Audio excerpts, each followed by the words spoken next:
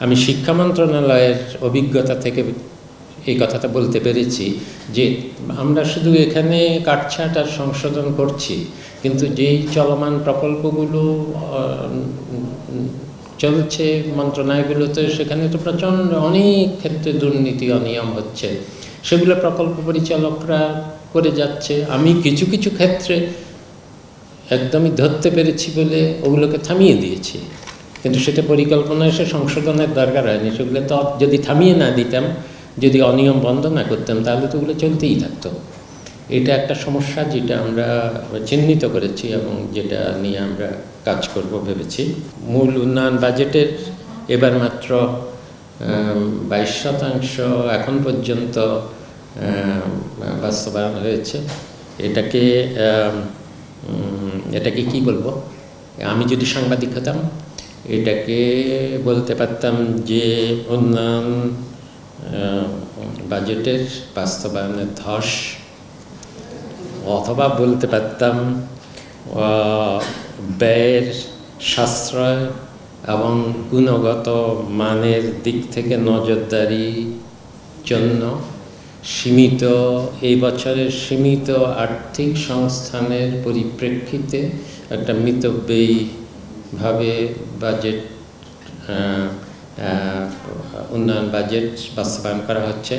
অথবা আমি এটাও বলতে পারতাম যে এত কম যদি 7 মাসে বাস্তবায়ন হয়, তাহলে কি কোথায় এটা অতি মিতব্যয়িতা নাকি, 3ভাবেই বলতে পারতাম আমি যদি সাংবাদিক হতাম।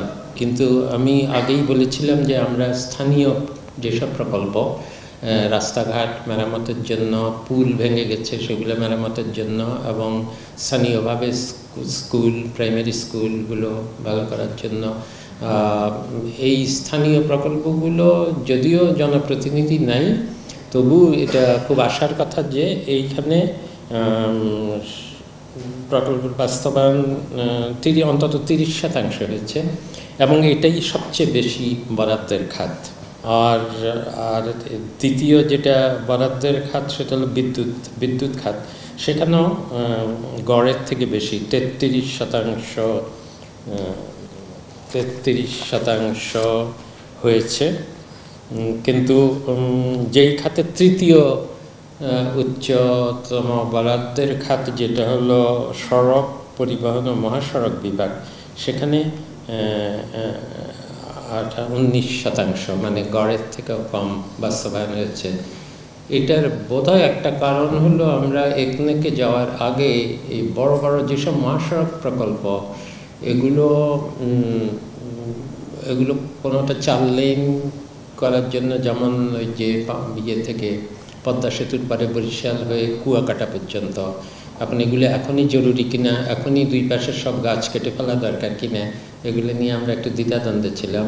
এবং আরও কিছু সড়ক, বড় বড় মহাসড়ক নির্মাণের ক্ষেত্রে আমরা একটু ধীর গতিতে গিয়েছি। এজন্য এখানে বরাদ্দ বেশি থাকলেও মাত্র 19% ব্যয় হচ্ছে। কিন্তু আমরা আগেই বলেছি যে প্রাথমিক শিক্ষার ক্ষেত্রে কিন্তু গ্রামাঞ্চলের অনেক, চরাঞ্চলে, গ্রামাঞ্চলে, প্রত্যন্ত অঞ্চলে, এসব জায়গায় যে শুধু শিক্ষকের সংকটটা না, এইসব জায়গাতে স্কুলের ঘরগুলো অনেক ক্ষেত্রে, এমনকি ঢাকারও আশেপাশের অনেক জায়গায় সরকারি প্রাইমারি স্কুলগুলোর যে